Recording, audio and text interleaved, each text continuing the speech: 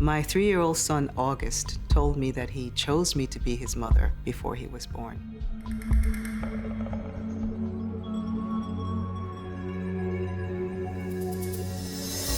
Not too long after he told me about how he chose me and slid down on a string into me, it was another night. This was when I was putting him to bed. He looks over at me and says, you know, you weren't always my mother. I had another family before you, and you weren't with me. I thought that was kind of strange. He said that my family sent us out. We had to go. I remember him saying over and over again, we had to go out into the forest. And I just listened to him, and he said, in the forest, we had to look for and I had to get my animal. When he'd start looking back and forth as if he was walking back and forth or pacing, it seemed like he was acting it out a little bit right in front of me. I was concerned that it could have been frightening for him. I remember him saying I was a boy. He said I wasn't a man. August told her that he went out into the woods and they had a specific task that they had to complete, that all boys had to go through. There was danger involved. There was skill that you had to use in order to complete your task. And he went out and did it.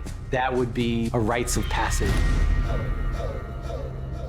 We knew that we'd never talked about a rites of passage, a quest or something going out into the jungle, into the wild, and completing a task. We didn't have that conversation.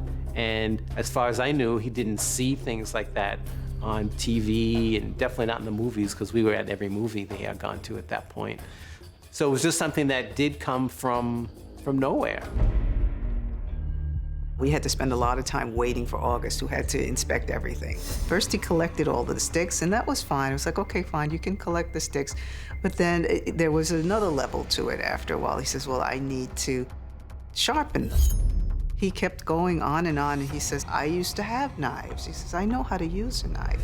We don't own guns, we don't own knives, we don't go hunting on the weekend. We'd say, you know, August, you're too young, and what are you gonna do with a knife? What are you gonna do with it now? You're just gonna be able to look at it because we're not gonna let you use it.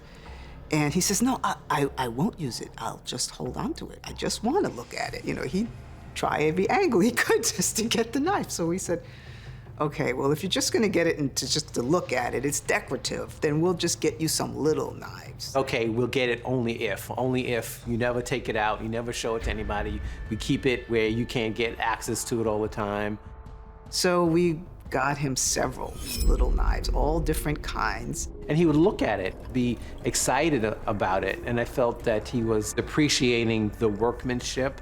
After about the 4th or 5th knife, he came home from school and he said, Mom, I really want to go out in the yard and sharpen one of my sticks. We'd never let him do that before. Maybe if I let him do it one time, he'll get it out of his system and he'll leave me alone. He won't ask me anymore. So I said, okay, you have to go outside and I have to stand right next to you and I'll see how it's going and then we'll stop and you'll come inside and have a snack. So he said, okay. And we go outside, and I sit down with him, and he just stripped the whole thing down to a point in like no time. So then he just looks at me. I'm not bleeding, I'm fine, and I know how to use these knives. But he was only like 6. Some of the things he told me might point to a vision quest, the way I understood it. So I started to do a little research about that, because I didn't know anything about native rituals and what were some of the things that boys or men did.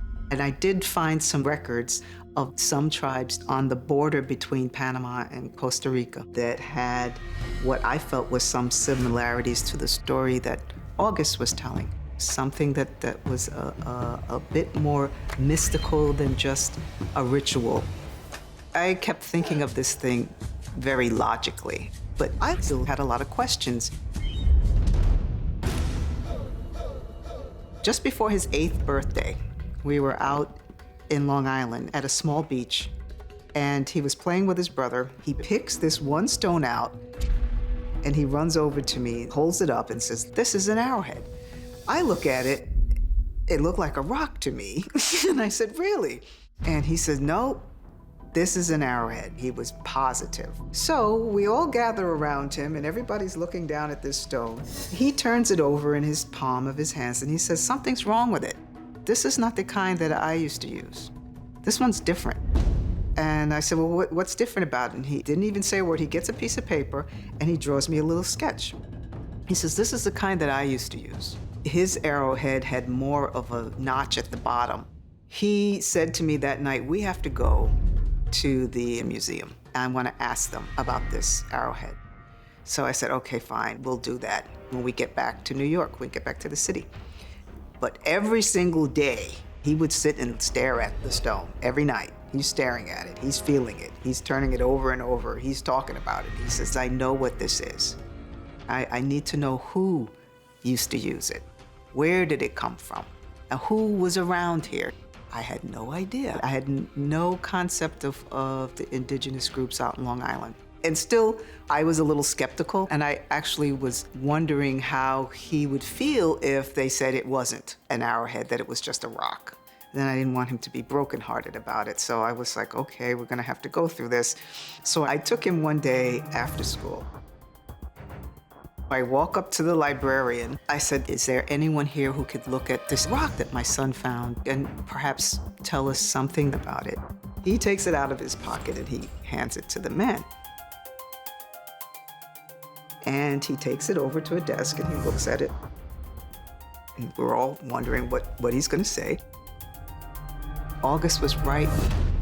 In this case, I was happy to be proved wrong because it just confirmed all of the stories that he had been telling me for years.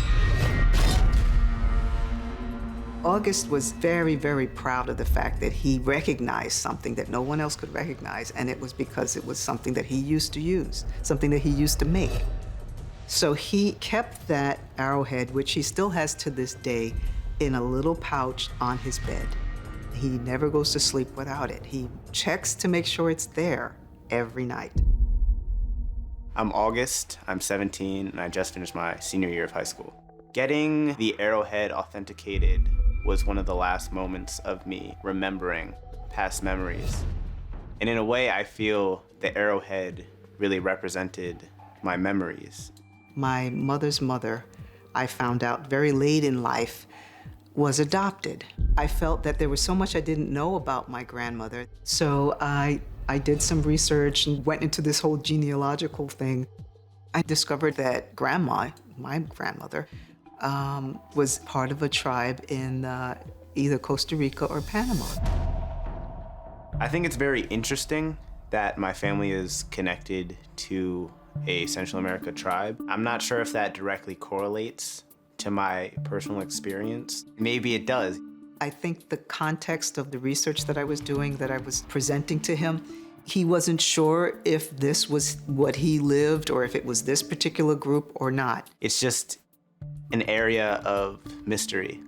Through my mom accepting my past experiences, it allowed me to accept it in a way because I knew I wasn't alone. And I guess that made me feel safe, that it was okay to say these types of things. It was just a feeling of acceptance. My mother used to say to me all the time, she said, there are no mistakes and there are no coincidences. And when I was younger, I didn't think that that was true. But looking back on many things that happened and the stories that August have told me, I know that there's no mistaking what he said to me and what it should mean to me. I've discovered that August has transferred his tribal mentality to baseball, and he brings that same warrior-type mentality to his teammates. August is absolutely still the warrior. I use tribe and family interchangeably. We're a family, and we always have each other's backs. The way that I understand it, I think he's now invested in this life, so he doesn't need to remember that anymore. I think he's brought from the past with him the positive aspects of whatever he lived before, and I feel that he's moving upward with beauty and grace, and I couldn't be more proud of him.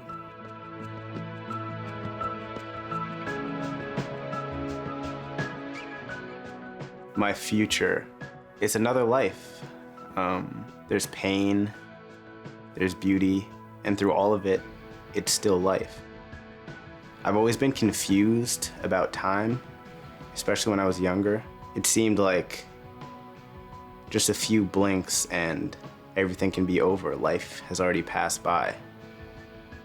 And it's what you do in between the blinks that really defines you. And remembering that maybe there is another chance for another life really makes me want to do the best I can now.